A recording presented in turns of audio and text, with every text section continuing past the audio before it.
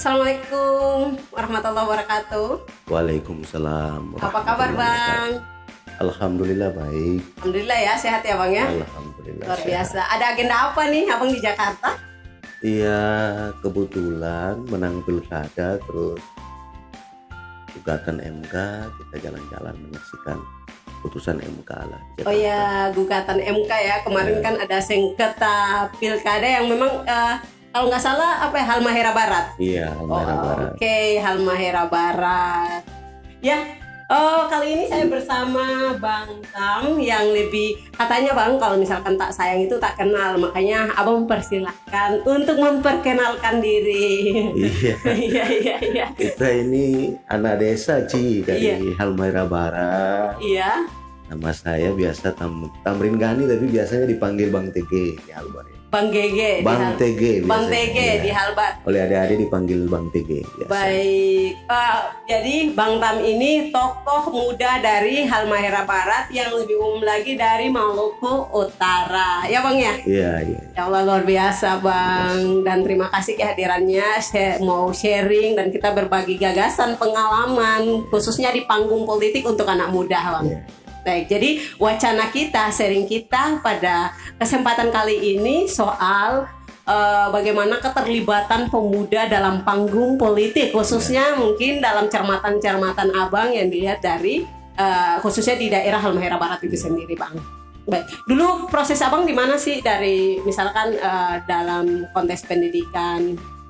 Iya, saya ini kan di studinya di Gorontalo ya. Oh, S1 di Gorontalo. Satunya di Gorontalo, setelah tamat studi di Tidore, SMEA Tidore, lanjut di Gorontalo.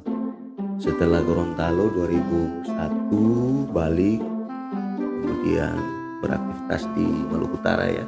Iya. Lalu sekitar tahun 2004 akhir masuk di Halmahera Barat ya, saya kira begitu. Oh, 2004 masuk di Halmahera Barat. Tapi Abang proses pendidikannya kuliah ya, Iya.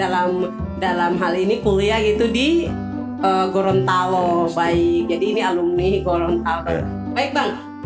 Abang gimana sih bergening pemuda, karena kita lagi bincang-bincang soal panggung politik pemuda khususnya di Halmahera Barat. Iya. Dan memang Abang terlibat langsung ya.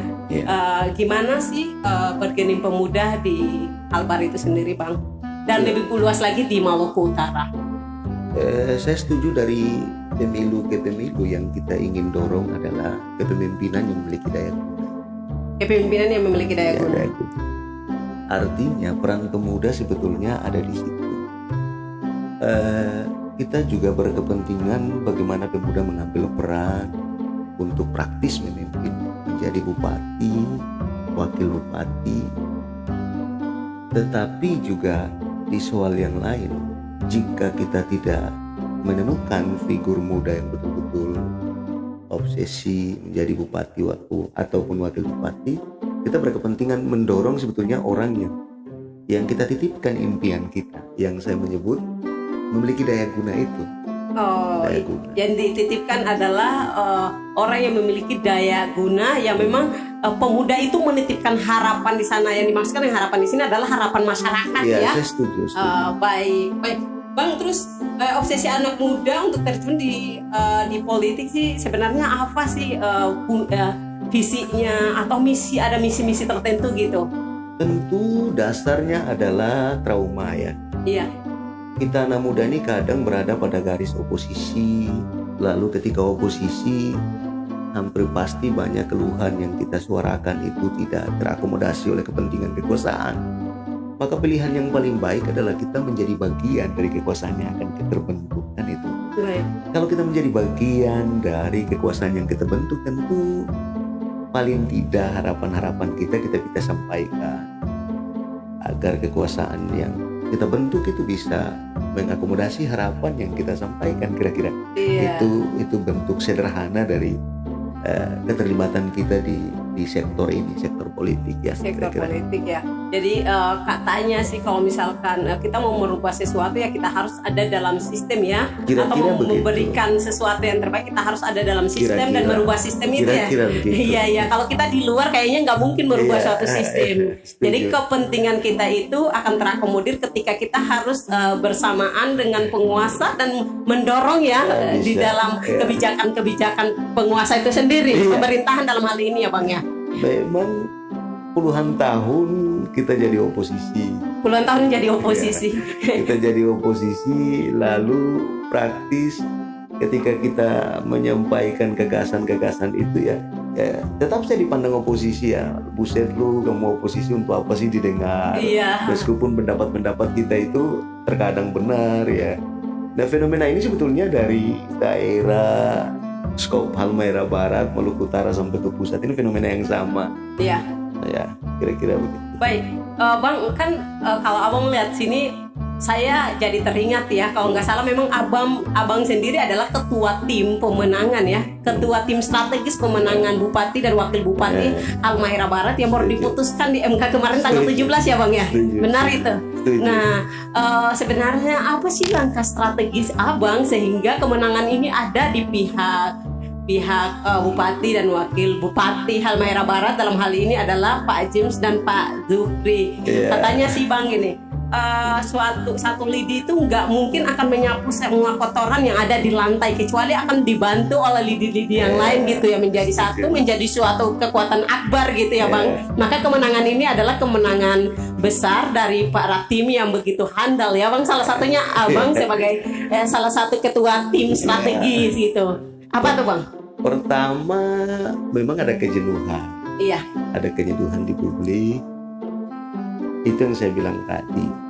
Praktis ketika kekuasaan itu terbentuk, lalu menjadikan anak-anak muda stakeholder ini musuh. Iya.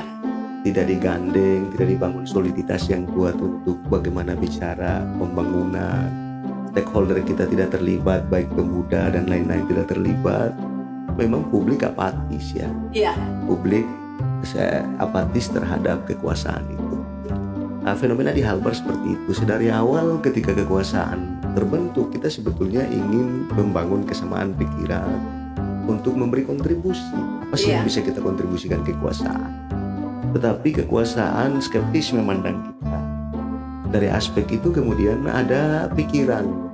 Kemudian teman-teman di kampung-kampung, di desa-desa sering kita jalan juga ada keinginan untuk merubah sebetulnya. Perubahan itu bisa tercapai dalam pandangan kita manakala kepemimpinan yang ada pergantian, kira-kira begitu. Basicnya itu, semangatnya itu, lalu kemudian saya, teman-teman mencoba membangun komunikasi ke bawah dengan masyarakat. Nah, awalnya kawan-kawan kita pesimis bahwa nggak mungkin loh kita menang. Iya, nggak mungkin menang karena salah satunya melawan incumbent, kira-kira begitu loh. Gitu. Iya. Agak umumnya orang bicara incumbent tuh punya modal 30% kekuatan. Tapi saya bilang ke mereka tidak ada sesuatu yang tidak mungkin sepanjang ada ikhtiar yang kuat, ada ikhtiar yang kuat. Yang berikut kemenangan itu bisa kita capai, saya bilang, kalau kita membangun soliditas tim. Iya, solidaritas tim ya. Lalu saya bilang kalau fenomenanya kayak begini, saya bilang kita harus ada punya pilihan konten yang baik. Kan? Baik. Pilihan konten yang baik yang bisa kita tawarkan ke masyarakat. Dan konsolidasi itu kurang lebih setahun kita lakukan. Awalnya kita pesimis, tetapi kemudian kita menemukan konten, lalu kita jalan. Alhamdulillah teman-teman muda di kawan-kawan kita solid dan ya kita menang. Iya. Oleh karena itu saya kira. Baik, terus kalau misalkan di lapangan sendiri sih adakah selain yang tadi memang sudah dipaparkan bahwa kita Abang sendiri dari tim Pak James dan Pak Zufri atau paslon jujur ini ya bisa mengalahkan incumbent. Nah, terus tidak mengandalkan finansial. Dan kemarin juga saya sempat mewawancarai Pak Bupati dan Pak Wakil Bupati juga, itu yang kenyataannya itu yang disampaikan, bahwa tidak terlalu mengandalkan kekuatan finansial gitu. Yang diandalkan adalah memang kekuatan tim, kesolidan, kemudian karena memang ini dirawat, kepekaan terhadap masyarakat ini dirawat sejak awal gitu. Tapi adakah misalkan ada langkah strategis yang memang Abang lakukan di lapangan gitu, Bang? Tentu pilihan konten. Lawan kita selalu saja mengedepankan bahwa politik is uang, ya. Iya, politik uang. Politik is money. Di kawan-kawan saya, terutama di kelompok yang saya pimpin di tim strategi, saya katakan bahwa bagaimana kalau kita balik? Optimisme itu bukan uang, tapi pilihan konten. Pilihan konten. Ya, kita harus menghadirkan konten yang baru, oleh karena jargon kita jujur, saya bilang. Nah, kalau misalkan Abang bilang menghadirkan konten nih, konten apa sih yang dihadirkan? Ya kemarin konsep kita di akhir.